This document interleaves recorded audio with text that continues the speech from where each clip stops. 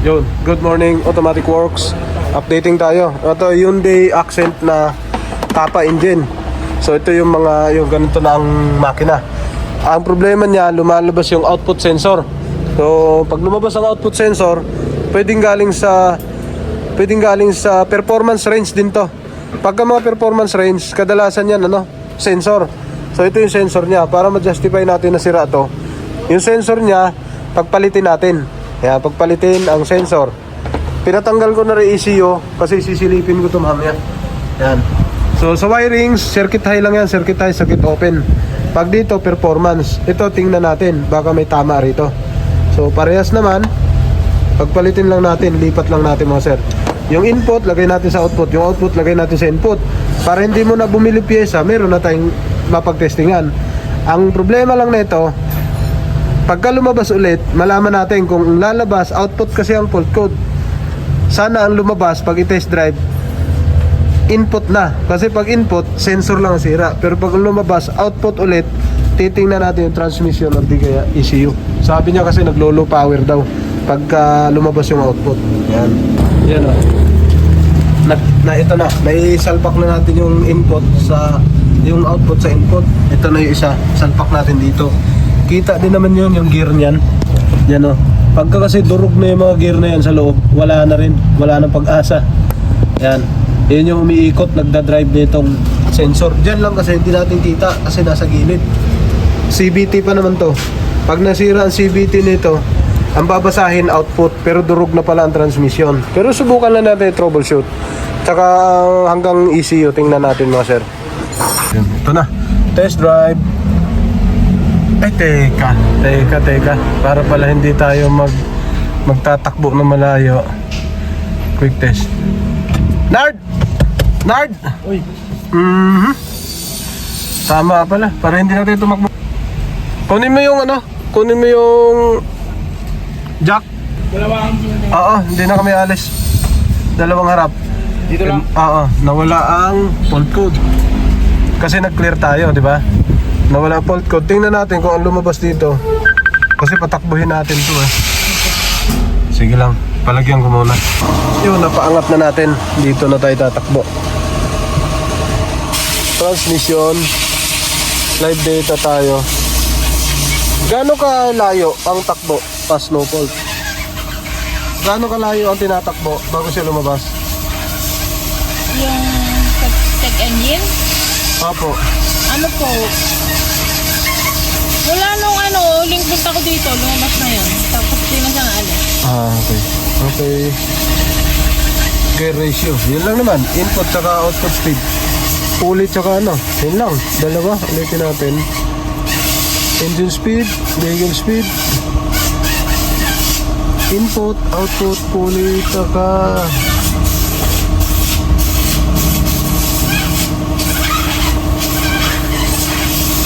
wala na, okay. Ayan, takbo tayo. Start. Ayan, tumakbo. Ayan na. Gumana yung input. Yun ang input yung nagre-reading. Nakapark.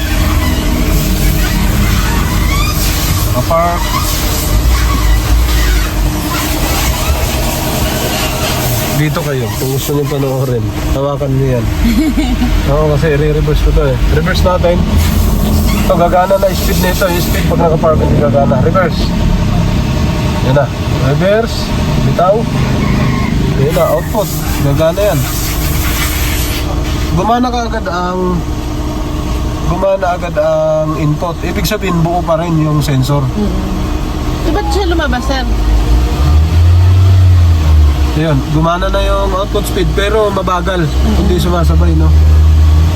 Ay, wala nga, madam. Ayan, no? Yung output speed sa reverse di gumana. Sige, baka drive to gagana. Ayan. Dapat gagana yan kahit paano. So, drive natin. Drive. Yan na. Drive siya. So naka-drive dapat sabay na yan. O comparison yan, kapraso lang. Yan na. Gumana, umangat naman. Yan o. Bigyan natin ng buwelo. Ayan. Aangat yan, dahan-dahan. Yan o. Hindi umangat. Hindi umangat. Ayun. Delay. Delay, oo. Delay. Yan o. Delay siya rito kahit dito mo tingnan. Delay oh. Naka-reading na siya, dito wala. Oh, yan, ngayon pala siya umabol. Ayan oh, 1,000 na. Sa mga accent kasi na gamma, mag-asawa yan pag tumakbo. Parehas yan ang reading. Kasi yung wala oh. Ayun oh, wala. Ayun, saka umangat. Delay. Ano ka lang, sir? Pero ito, nararamdaman nyo, pagka hindi siya umangat, mabagal din ang takbo. Usad. Ayun. Hindi natin pwede sabihin ECU kasi gumagana. Ang ECU, naari ko baka... Alright. Yan, wala na oh. Nakatakbo ako oh. Pagka ganyan kasi, ayan, bumagsak. Ayan.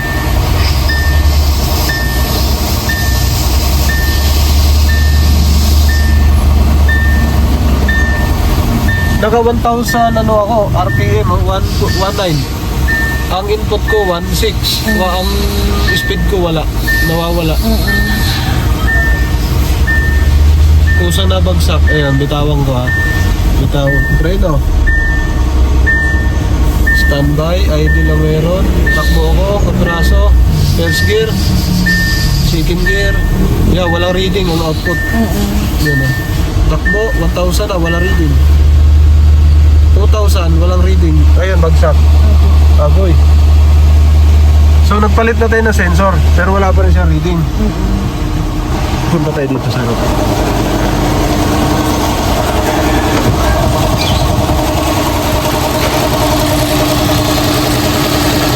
Wala naman ang dalawa eh. Pwede natin tanggalin to. So, ito, input. Pwede natin tanggalin to. Tingnan natin kung hindi ko nagre-reading. Dalawa yan. Ito isa. Yan, tinanggal natin kung ano yung mawawalang reading. Tingnan natin kung input ba o output. Yan o. Revolusyon natin. Nag-revolusyon naman siya. Walang reading ang input. Yan, kung nakita nyo, ito yung input. Wala reading. Wala. Ayan, input. Wala reading. Revolution natin. Rev tayo. Nasa taas ang guide. 1,000 RPM. Wala reading. So, input yung tinanggal natin. Yung output mo, yung output buo yun. Buo. Yung sensor ng output buo. Kasi galing sa input yun, ilipat natin eh. O yun, maaari to, may tama to. Tingnan natin ang ECU. Pwede kong tingnan. Kung wala sira sa ECU, ang transmission mo may tama yun. Ito na. Tingnan natin. Tinanggal mo na. Yun, oo nga, tama. Yun ah. Dalawa lang yung socket. Hindi siya pwedeng pagpalitin dito sa ibabaw ito. Kasi maikse. Yung isa mahaba. Magaling din ang gumawa yung mga Koreano. Nilagyan nila ng ganun para hindi mo mailipat. Off, naka-off. On natin susi. On. Naka-on. Re-scan tayo. Exit. Quick scan. Engine. Transmission. So sa engine may fault code. Ano yan? Crankshaft sensor yung binunot natin. Clear natin to muna.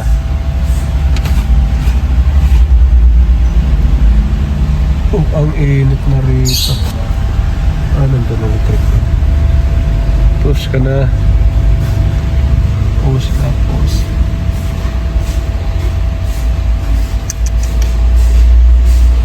Yan. Turbo. Turbo. Clear natin. Okay. Reading tayo dun sa transmission. Live data. Start tayo. Pag hindi to umangat, sensor na yun, yung mahaba. Start. One click. Wala na. Wala na.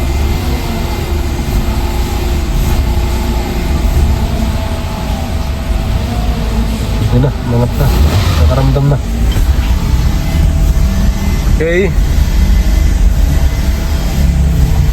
Wala, ba't ganyan? Nakakatakot yan ah. Okay. Live data, yun. Wala na nga. Wala reading.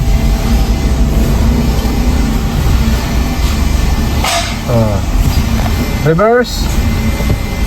Ayan. So hindi siya gumana. Isa lang ang binunot ni Bernard. Pero bakit ang nawala? Dalawa. Wala ding input. Nakaangat yan, ano? So, itawa natin. Dapat may reading na to, input. Ito. Pero wala siyang reading. Yun. Ayun, nag-reading na. Yun, nag-reading na. Yun. Output na lang hintayin natin. Binunot namin yan, reverse natin. Reverse, boom. Neutral, drive. Yan, dito natin makikita yun. Yan na. Dapat magkaroon din yan. Input sa output. So, bitaw. Tumakbo. Yan na. Yun.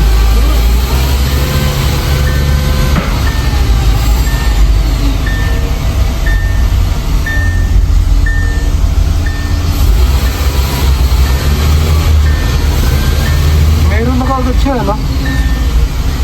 Pero wala siya reading sa output speed sensor, oh. Pero dyan, gumagana. Oh?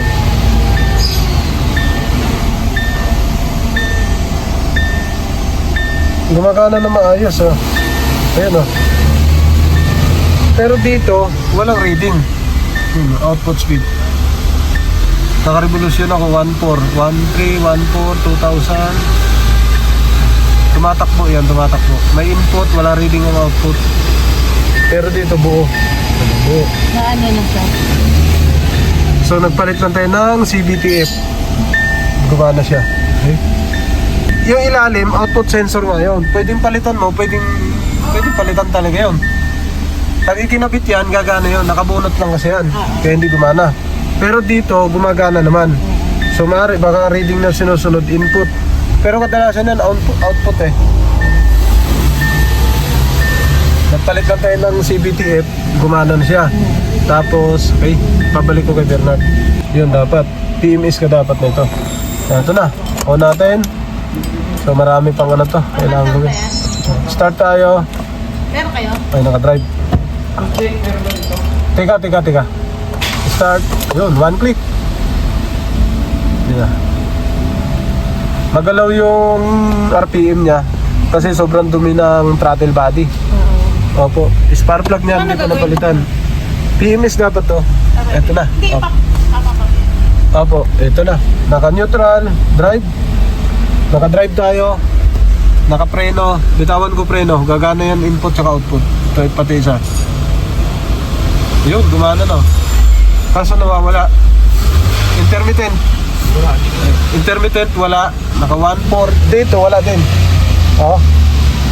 Wala, ayaw gumana. Ayaw gumana, oh. Wala, ayaw gumana. Off natin, ulit. Nagpakita siya kanina, kapraso. Power. Off natin. Yan na. So, sira nga output sensor. Sira output sensor. Napapalitan na rin dyan. Hanapan ng pyesa kung meron ganyan, kung mabilis sumanap. Ito na, oh. Walang output. Reverse, neutral, drive. Naka-drive. Sa drive lang yan lalabas. Drive. Pipitik yan. Ayun, gumana na. Kaso nawala na naman. Ayun, gumana. Pasalpot-salpot. Yan, walang speed. Walang speedometer nga. Ayun. Sira, speedometer. Mismo. Oh, ayun, gumagana. Ayun. Sumusalpot-salpot. Oh. Ayun. Mataas na RPM ko, nawawala siya.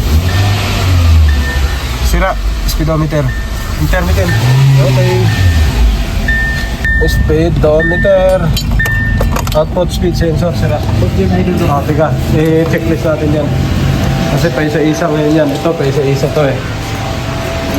Ayun yung output sensor sa likod.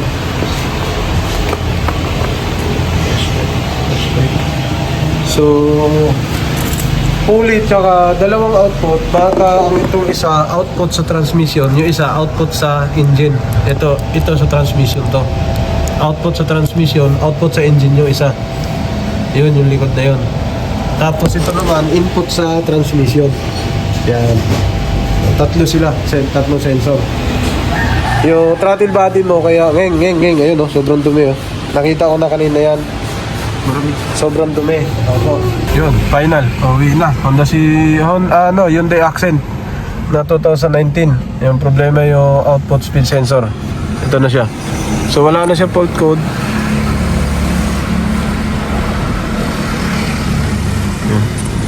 Wala nang fault code ng transmission at ng kanyang engine. Tapos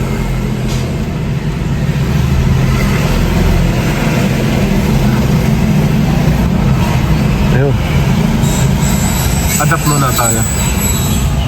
Adapt. Okay.